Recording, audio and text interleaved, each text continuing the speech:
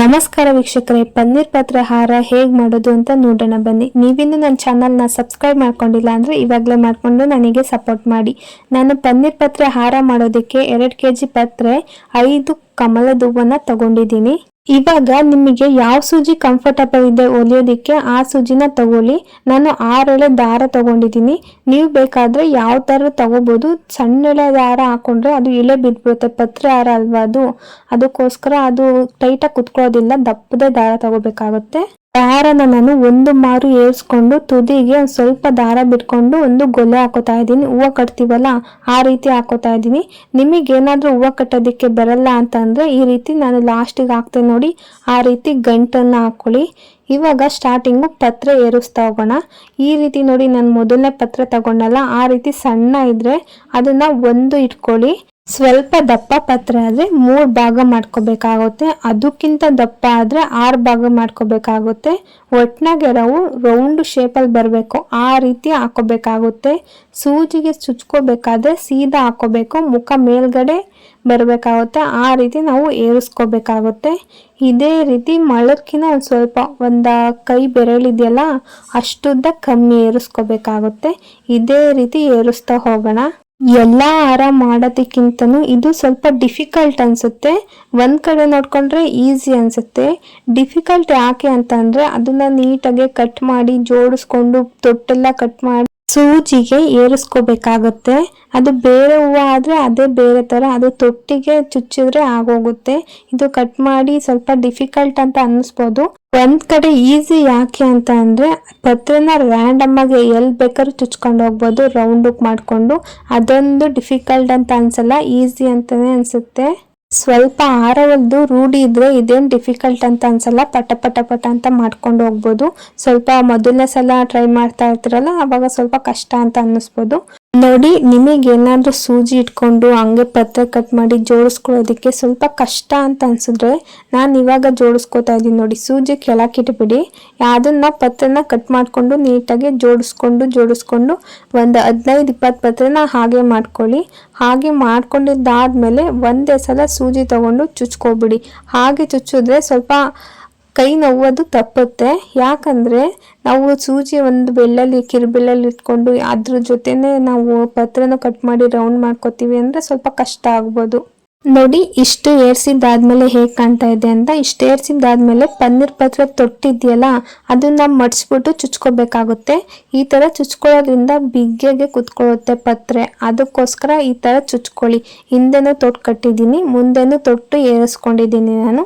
ಈ ರೀತಿ ಪತ್ರೆನ ನಾವು ಏರ್ಸಿದ್ದಾಗುತ್ತಲ್ಲ ಅದ್ರ ಕೊನೆಯಲ್ಲಿ ಒಂದು ತೊಟ್ಟನ್ನ ಚುಚ್ಕೋಬೇಕಾಗುತ್ತೆ. ಬಿಗ್ಗೆಗೆ ಪತ್ರೆ ಕುತ್ಕೋಬೇಕು, ಅದಕ್ಕೋಸ್ಕರ. ನೋಡಿ, ಆಲ್ಮೋಸ್ಟ್ ಇವಾಗ ಆಗಿದೆ. 1 ಮೊಳಕ್ಕಿಂತ ಕಮ್ಮಿ. ನಾನು ಕೈಯಲ್ಲಿ ಅಳತೆ ಮಾಡಿ ನಿಮಗೆ ತೋರಿಸ್ತೀನಿ, ಅಳತೆ ಅವಾಗ ಗೊತ್ತಾಗುತ್ತೆ ನೋಡಿ. ಇವಾಗ ತೊಟ್ಟು ಹಾಕೊಂಡು ಎಳ್ಕೊಬಿಡೋಣ ದಾರಕ್ಕೆ. ಇವಾಗ ನೋಡಿ, ಅಳತೆ ನಿಮಗೆ ಗೊತ್ತಾಗ್ಬೋದು. ನಾನು ಕೈ ಇಟ್ಟು ತೋರಿಸ್ತಾ ಇದ್ದೀನಿ. ನನ್ನ ಕೈಯಲ್ಲಿ ನೋಡಿ ಇನ್ನು 3/4 ಭಾಗ ಬೇಕಾಗುತ್ತೆ. 1 ಮೊಳಕಿನ 1 ಬೆರಳು ಕಮ್ಮಿ ಹಾಕೊಂಡಿರೋದು ನಾನು ಮೀಡಿಯಂ ಸೈಜ್ ಹಾರ ತರ ಮಾಡ್ತಾ ಇದ್ದೀನಿ. ಸಣ್ಣದು ಅಲ್ಲ, ದೊಡ್ಡದು ಅಲ್ಲ. ನಾನು ಇಲ್ಲಿ 2 ತಾವರೆ ಹೂವನ್ನ ತಗೊಂಡಿದ್ದೀನಿ. ಮೊದಲು ತಾವರೆನ ದಪ್ಪ ಇರುತ್ತಲ್ಲ ಆ ತಾವರೆನ ಹಾಕೋಬೇಕಾಗುತ್ತೆ. ತಾವರೆ ಒಂದು ಹಾಕಿದ್ದಾದ್ಮೇಲೆ ನಾವು ಅದರಿಂದನೇ ಒಂದು 4 ಪತ್ರೆನ ರೌಂಡ್ಗೆ ಮಾಡಿ ಹಾಕೋಬೇಕಾಗುತ್ತೆ. ನೀವು ಈ ರೀತಿ ಹಾಕೋದ್ರಿಂದ ಡಿಸೈನ್ ಆಗಿ ಹಾರ ತುಂಬಾ ಚೆನ್ನಾಗಿ ಕಾಣುತ್ತೆ. ಇದು ಗಂಡು ಹೆಣ್ಣು ಸಹನೂ ಹಾಕೋಬಹುದು. ಡಿಸೈನ್ ಆಗಿ ಅಷ್ಟು ಚೆನ್ನಾಗಿರುತ್ತೆ. ಇದೇ ತರ ಬೇಕು ಅಂತ ಹೇಳಿ ಮಾಡಿಸ್ಕೋತಾರೆ. ಇದೇ ರೀತಿ ವಿಗ್ರಹಗಳಿಗೂ ಹಾಕ್ಬೋದು, ಫೋಟೋಗಳಿಗೆ ತುಂಬಾ ಚೆನ್ನಾಗಿ ಕಾಣುತ್ತೆ. ದೇವಸ್ಥಾನದಲ್ಲಿ ದೇವರಿಗೆ ಕೊಟ್ಟರೆ ಇನ್ನೂ ತುಂಬಾ ಚೆನ್ನಾಗಿ ಕಾಣುತ್ತೆ. ಇಂಥದೇ ಹಾರ ಬೇಕು ಅಂತ ಮಾಡಿಸ್ಕೋತಾರೆ, ಅಷ್ಟು ಚೆನ್ನಾಗಿರುತ್ತೆ. ಇವಾಗ ಮಾಮೂಲಿ ಅದೇ ರೀತಿ ತೊಟ್ಟನ್ನ ಕಟ್ ಮಾಡಿಕೊಂಡು 3 ಭಾಗ ಮಾಡಿಕೊಂಡು ಪತ್ರೆನ ಏರಿಸ್ತಾ ಹೋಗ್ಬೇಕಾಗುತ್ತೆ. ನಾವು ಕೆಳಗಡೆ ಹಾಕೊಂಡಿದ್ದೀವಲ್ಲ ನಾವು ಅದಕ್ಕಿಂತ ಕಮ್ಮಿ ಹಾಕೋಬೇಕಾಗುತ್ತೆ. ಮೇಲ್ಗಡೆ ದಿಂಡು ಒಂದು ಹಾರಕ್ಕೆ 4 ದಿಂಡು ಬರುತ್ತೆ. ನಾನು 2ನೇ ದಿಂಡು ಹೊಲಿತಾ ಇದ್ದೀನಿ. ಮೇಲ್ಗಡೆ ದಿಂಡು ನಾವು ಕೆಳಗಡೆ ದಿಂಡು ಹಾಕಿದೀವಲ್ಲ ಅದಕ್ಕಿಂತ ಸ್ವಲ್ಪ ಒಂದು ಬೆರಳಷ್ಟು ಕಮ್ಮಿ ಹಾಕೋಬೇಕಾಗುತ್ತೆ. ಆಗ ಹಾಕಿದ್ರೆ ಹಾರ ತುಂಬ ಚೆನ್ನಾಗಿ ಕಾಣುತ್ತೆ. ಸಮ ಹಾಕಿದ್ರು ಚೆನ್ನಾಗಿ ಕಾಣೋದಿಲ್ಲ ಹಾರ. ಹಾಗಾಗಿ ಇವಾಗ ಮೇಲ್ಗಡೆ ದಿಂಡನ್ನ ಕಂಪ್ಲೀಟ್ ಮಾಡ್ಕೊಳ್ಳೋಣ. ಕಂಪ್ಲೀಟ್ ಮಾಡಾದ್ಮೇಲೆ ಹೇಳ್ತೀನಿ. ಎಷ್ಟೆಷ್ಟು ನಾನು ಕೈಯಲ್ಲೇ ತೋರಿಸ್ತೀನಿ ನಿಮಗೆ ಯಾವ ರೀತಿ ಹೊಲಿಬೇಕು, ಎಷ್ಟು ಅಳತೆಯಲ್ಲಿ ಅಂತ. ಇವಾಗ ನೋಡಿ ವೀಕ್ಷಕರೇ, ಮೇಲ್ಗಡೆ ದಿಂಡು ಸಹ ಆಗಿದೆ, ಆಲ್ಮೋಸ್ಟ್ ಆಗಿದೆ. ಇನ್ನು ಒಂದೇ ಒಂದು ಸೂಜಿ ಹಾಕ್ಬಿಟ್ರೆ ಮುಗಿಯುತ್ತೆ. ಇವಾಗ ತುಂಬ ಈಸಿಯಾಗಿ ಮಾಡ್ಬೋದು, ಒಂದ್ಸಲ ಮಾಡಿದ್ರೆ ನಿಮಗೆ ಗೊತ್ತಾಗೋಗುತ್ತೆ. ನೋಡಿ ಇವಾಗ ನಾವು ತೊಟ್ಟು ಹಾಕಿ ಬಿಟ್ಟಾದ್ಮೇಲೆ ಒಂದು ಸ್ವಲ್ಪ ದಾರ ಬಿಡಬೇಕಾಗುತ್ತೆ. ಅರ್ಧ ಕಡೆ ಆಗೋಗುತ್ತೆ. 2 ದಿಂಡು ಹೊಲ್ದಿರ್ತೀವಿ ನಾವು. ಮೊದಲನೇ ಸೈಡು ಹೊಲ್ಕೊಂಡ್ಬಿಟ್ರೆ ಇನ್ನು 2ನೇ ಸೈಡಲ್ಲಿ ಆರಾಮಾಗಿ ಹೊಲ್ಕೊಂಡು ಹೋಗ್ಬೋದು. ನೋಡಿ ಇಷ್ಟು ದಾರ ಬಿಡ್ತಾ ಇದ್ದೀನಿ. ಇದು ಕೊರಳತ್ರಕ್ಕೆ ನೆಕ್ ಹತ್ರಕ್ಕೆ ಬರುತ್ತೆ. ದಾರನ ನೀವು ಎಷ್ಟು ಬೇಕೋ ಅಷ್ಟು ಬಿಟ್ಕೊಳ್ಳಿ. ನಿಮ್ಗೆ ಯಾವ ಥರ ಲೆಂತ್ ಬೇಕು ಅಂತ ನಿಮಗೆ ಗೊತ್ತಿರುತ್ತೆ, ಆ ಥರ ನಿಂತ್ಕೊಳ್ಳಿ. ನೋಡಿ ಈ ಥರ ಒಂದು ಸೈಡ್ ಆಗಿದೆ. ಇದೇ ರೀತಿ ಇನ್ನು ಒಂದು ಸೈಡು ನಾವು ಹೊಲ್ಕೋಬೇಕಾಗುತ್ತೆ. ಅದನ್ನ ಹೊಲಿಯೋದು ಹೇಗೆ ಅಂತ ಹೇಳ್ಕೊಡ್ತೀನಿ ಬನ್ನಿ. ಇವಾಗ ಪತ್ರೆ ಅದೇ ರೀತಿ 3 ಭಾಗ ಮಾಡಿಕೊಂಡು ಉಲ್ಟಾ ಹಾಕೋಬೇಕಾಗುತ್ತೆ. ನಾವು ಆ ಕಡೆ ಸೀದಾ ಹಾಕೊಂಡಿದ್ವು, ಇವಾಗ ಉಲ್ಟಾ ಹಾಕೋಬೇಕಾಗುತ್ತೆ. ಇದೇ ರೀತಿ ಉಲ್ಟಾ ಹಾಕೊಂಡು ನೀಟಾಗಿ ಜೋಡಿಸ್ಕೊಂಡು ಸೂಜಿಗೆ ಚುಚ್ತಾ ಹೋಗಿ. ನೋಡಿ ಇವಾಗ ಮೊದಲನೇ ಸೂಜಿ ಏರ್ಸ್ಕೊಂಡಿದ್ದಾಗಿದೆ. ಇವಾಗ ಒಂದು ತೊಟ್ಟನ್ನ ಇವಾಗಲೂ ಹಾಕ್ಬೇಕಾಗುತ್ತೆ. ನಾವು ಲಾಸ್ಟಿಗೆ ತೊಟ್ಟನ್ನ ಹಾಕ್ಬಿಟ್ಟು ಇವಾಗ ದಾರಕ್ಕೆ ಎಳ್ಕೊಳ್ಳೋಣ. ಇವಾಗ ತೋರಿಸ್ತೀನಿ ನೋಡಿ ಎಷ್ಟು ಚೆನ್ನಾಗಿ ಬರುತ್ತೆ ಅಂತ. ಇದೇ ರೀತಿ ಒಂದೇ ಸಮನಾಗಿ ಹೊಲ್ಕೊಂಡು ಹೋಗ್ಬೇಕು. ತುಂಬ ಈಸಿ ಆಗುತ್ತೆ ಹೊಲ್ಕೊಂಡು ಹೋಗೋದು. ಇವಾಗ ಯಾವುದೇ ರೀತಿ ಮೆಜರ್ಮೆಂಟ್ ಬೇಡ. ನಾವು ಅಂದಾಲೆ ಒಂದು ಸೈಡ್ ಹೊಲ್ಕೊಂಡಿರೋದ್ರಿಂದ ಮೆಜರ್ಮೆಂಟ್ ಅಲ್ಲೇ ಇರುತ್ತೆ. ನೋಡಿ ಆಲ್ಮೋಸ್ಟ್ ಆಗಿದೆ. ಇವಾಗ ಮತ್ತೆ ನಾವು ಕಲ್ಲರ್ ಹಾಕೋಬೇಕಾಗುತ್ತೆ. ಕಲ್ಲರ್ ಸಹ ಉಲ್ಟಾ ಹಾಕೋಬೇಕು. ಉಲ್ಟಾ ಹೇಗೆ ಹಾಕೊಳ್ಳೋದು ಅಂತ ತೋರಿಸ್ತೀನಿ, ನೀವು ಸಹ ಹಂಗೆ ಹಾಕೊಳ್ಳಿ. ಇಲ್ಲ ನೀವು ಸೀದಾ ಹಾಕೊಂಡ್ಬಿಟ್ರೆ ಅದು ಉಲ್ಟಾ ಪಲ್ಟಾ ಆಗೋಗುತ್ತೆ.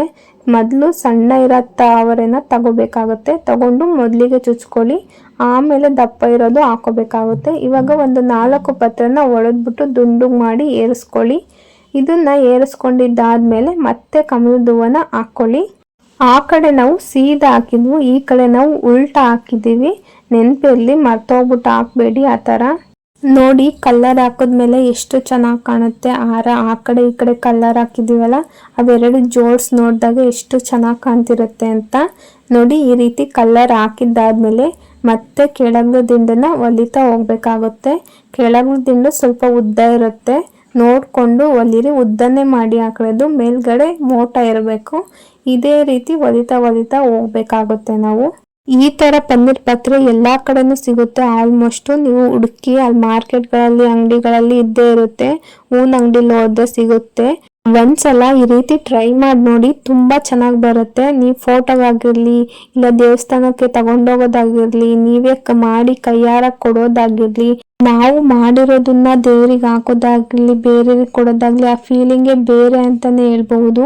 ಇವಾಗ ನೋಡಿ ವೀಕ್ಷಕರೇ, ಆಲ್ಮೋಸ್ಟ್ ಆಗಿದೆ. ಹಾರ ಫುಲ್ಲು ಕಂಪ್ಲೀಟ್ ಆಗಿದೆ. ಇವಾಗ ಪತ್ರೆ ಏನು ಹಾಕೋದ್ ಬೇಡ, ಸಮನಾಗಿ ಈ ತರ ಮಾಡ್ಕೊಂಡ್ರೆ ಸಾಕು.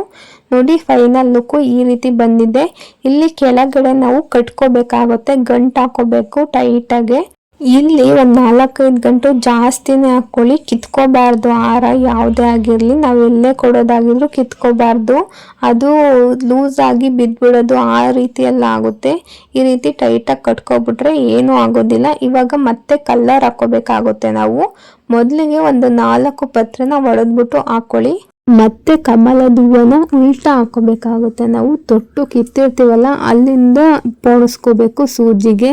ಕಮಲದ ಹೂವ ಪೋಣಿಸಿದಾದ್ಮೇಲೆ ಬಿದ್ಬಿಡೋದು ಹಾಗೆಲ್ಲ ಆಗುತ್ತೆ. ಹಾಗಾಗಬಾರ್ದು ಅಂತ ಅಂದ್ರೆ ನೀವು ತೊಟ್ಟನ್ನ ಮತ್ತೆ ಚುಚ್ಕೋಬೇಕಾಗುತ್ತೆ. ಕಮಲದ ಹೂವ ಇರುತ್ತಲ್ಲ, ಅದ್ರ ಒಳಗೆ ಹೋಗ್ಬೇಕು.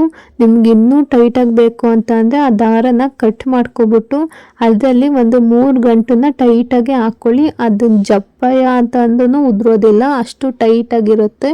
ಇಷ್ಟೇ ವೀಕ್ಷಕರೇ, ಹಾರ ಕಂಪ್ಲೀಟ್ ಆಗಿದೆ. ಇನ್ನು ಕೆಳಗಡೆಗೆ ಇಲಾಖೆ ಹಾಕೋಬೇಕಾಗುತ್ತೆ. ಈ ಹಾರನ ಸೈಡಿಗೆ ಇಟ್ಬಿಡೋಣ. ಇವಾಗ ಇಲಾಖೆ ಹಾಕೋದಕ್ಕೆ ಸಣ್ಣಗಿರೋ ಸೂಜಿ ತಗೊಂಡಿದ್ದೀನಿ, ಸಣ್ಣ ದಾರ ತಗೊಂಡಿದ್ದೀನಿ. ಮಣಿ ಏರೋದಿಲ್ಲ, ದಪ್ಪ ಸೂಜಿಗೆ ಸಣ್ಣ ಸೂಜಿನ ನೀವು ತಗೋಬೇಕಾಗುತ್ತೆ. 3 ಎಳೆ ದಾರ ಹಾಕೊಂಡಿದ್ದೀನಲ್ಲ, ಅದ್ರ ತುದಿಗೆ ಪನ್ನೀರ್ ಪತ್ರೆ ತೊಟ್ಟನ್ನ ಕಟ್ಕೋಬೇಕಾಗುತ್ತೆ. ತುದಿನಲ್ಲಿ ದಾರ ಏನು ಬಿಡೋಗಿಲ್ಲ. ನೋಡಿ ಈ ರೀತಿ ಗೋಲ್ಡ್ ಮಣಿ ತಗೊಂಡಿದ್ದೀನಿ. ಇದು ಸಹ ಅಂಗಡಿಗಳಲ್ಲಿ ಮಾರ್ಕೆಟ್ಗಳಲ್ಲಿ ಸಿಗುತ್ತೆ. ರೋಸ್ ತಗೊಂಡಿದ್ದೀನಿ, ಈ ತರ ಸಣ್ಣ ರೋಸು. ಮೊದಲಿಗೆ ನಾನು ಉಲ್ಟಾ ಹಾಕೋತಾ ಇದ್ದೀನಿ ರೋಸ್ನ. ಅದ್ರ ಮಧ್ಯಕ್ಕೆ ಪತ್ರೆ ಹಾಕೋತಾ ಇದ್ದೀನಿ. ಅದ್ರ ಮೇಲೆ ಮತ್ತೆ ರೋಸ್ ಹಾಕೋತೀನಿ ಪತ್ರೆ ಮೇಲೆ. ಯಾವ ರೀತಿ ಹಾಕೋತೀನಿ ಅಂತ ಸ್ವಲ್ಪ ಗಮನಿಸ್ಕೊಳ್ಳಿ. ನಾನು ಮೊದಲನೇದನ್ನ ಉಲ್ಟಾ ಹಾಕೊಂಡಿದ್ದೀನಿ, ಎರಡನೇದನ್ನ ಸೀದಾ ಹಾಕೋತಾ ಇದ್ದೀನಿ. ರೋಸ್ನ ಮಧ್ಯದಲ್ಲಿ ಪತ್ರೆನ ಸೀದಾ ಹಾಕೋತಾ ಇದ್ದೀನಿ. ಇದು ಒಂದು ರೀತಿ ಡಿಸೈನು. ಇವಾಗ 14 ಮಣಿನ ಏರಿಸ್ಕೋಬೇಕಾಗುತ್ತೆ. ನಾನು ಮೀಡಿಯಂ ಹಾರ ಮಾಡಿರೋದ್ರಿಂದ ನಾನು 14 ಮಣಿ ಹಾಕೋತಾ ಇದ್ದೀನಿ. ಇನ್ನೂ ದೊಡ್ಡದು ಮಾಡೋದಾದರೆ 18, 20 ಆ ರೀತಿ ನೀವು ಹಾಕೋಬೇಕಾಗುತ್ತೆ. ನೀವು ಇದೇ ಥರ ಡಿಸೈನ್ ಮಾಡ್ಕೊಳ್ಳಿ ಅಂತ ಏನಿಲ್ಲ, ನಿಮಗೆ ಯಾವ ರೀತಿ ಬರುತ್ತೋ, ನಿಮಗೆ ಯಾವ ರೀತಿ ಬೇಕೋ ಆ ರೀತಿ ಡಿಸೈನಾಗೆ ಹೂವನ್ನ ಏರಿಸ್ಕೋಬೋದು. ನೀವು 14 ಮಣಿ ಹಾಕಿದ್ದಾದ್ಮೇಲೆ ಒಂದು ತೊಟ್ಟನ್ನ ಏರಿಸ್ಕೊಳ್ಳಿ. ನಾನು ಮಾಡ್ತಾ ಇರೋದು ಡಬಲ್ ಕಲರ್ ಇಲಾಖೆ ಹಾಕ್ತಾ ಇದ್ದೀನಿ. ಒಂದೇ ಸಲ 2 ಇಲಾಖೆ ಹಾಕೋತಾ ಇರೋದು. ಮಣಿ ಅದು ಕ್ಲಾಶ್ ಆಗಬಾರ್ದು, ಮಿಕ್ಸ್ ಆಗಬಾರ್ದು ಅನ್ನೋ ಕಾರಣಕ್ಕೆ ಒಂದು ತೊಟ್ಟನ್ನ ಕಟ್ಕೊಬಿಟ್ರೆ ಲಾಸ್ಟಿಗೆ ಆ ತೊಟ್ಟನ್ನ ಕಿತ್ತಾಕ್ಬೋದು. ಇವಾಗ ಆ ಕಡೆ ಕಲರ್ ಹಾಕೊಂಡಿದ್ದೀನಲ್ಲ ಅದೇ ರೀತಿನೇ ಕಲರ್ ಹಾಕೋತಾ ಇದ್ದೀನಿ. ಇಲ್ಲಿ ಮೊದಲನೇ ಹೂವು ಉಲ್ಟಾ ಹಾಕೋತಾ ಇದ್ದೀನಿ, ಪತ್ರೆನೂ ಸಹ ಉಲ್ಟಾ ಹಾಕೋತಾ ಇದ್ದೀನಿ. ಇನ್ನ ಒಂದು ಗುಲಾಬಿನ ತೊಟ್ಟು ಕಿತ್ತಿದ್ದೀನಲ್ಲ ಆ ಕಡೆಯಿಂದ ಸೂಜಿಯಿಂದ ಚುಚ್ಕೊಂಡು ಹಾಕೋತಾ ಇದ್ದೀನಿ. ಅದು ಸೀದಾ ಹಾಕೋತಾ ಇರೋದು ಈ ಕಡೆ. ಇವಾಗ ತೊಟ್ಟು ಲಾಸ್ಟಿಗೆ ಕಟ್ಬಿಟ್ಟು ಕಟ್ ಮಾಡ್ಕೊಬಿಡೋಣ ದಾರನ.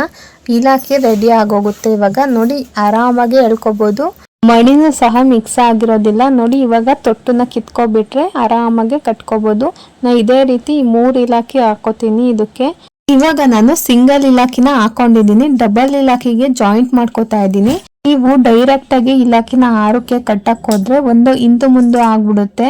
ಅದು ಆಗ್ಬಾರ್ದು ಅಂತಂದ್ರೆ ಇವಾಗಲೇ ಸ್ಟಾರ್ಟಿಂಗ್ಗೆ ಗಂಟು ಹಾಕೋಬಿಡಿ ಇಲಾಖೆಗೆ. ನೋಡಿ 3 ಇಲಾಖೆ ಗಂಟು ಹಾಕಿದ್ದಾತು ಸಮವಾಗಿ ಕುತ್ಕೊಳತ್ತೆ. ಇವಾಗ ಡೈರೆಕ್ಟ್ ಆಗಿ ಹಾರಕ್ಕೆ ಅಟ್ಯಾಚ್ ಮಾಡ್ಬೇಕಾಗುತ್ತೆ ಇಲಾಖೆನ ನಾವು. ನೋಡಿ ನಾನು ಹೇಗೆ ಕಟ್ಕೋತಾ ಇದ್ದೀನಿ ಅಂತ. ಒಂದು 4-5 ಗಂಟನ್ನ ಜಾಸ್ತಿನೇ ಹಾಕೊಳ್ಳಿ.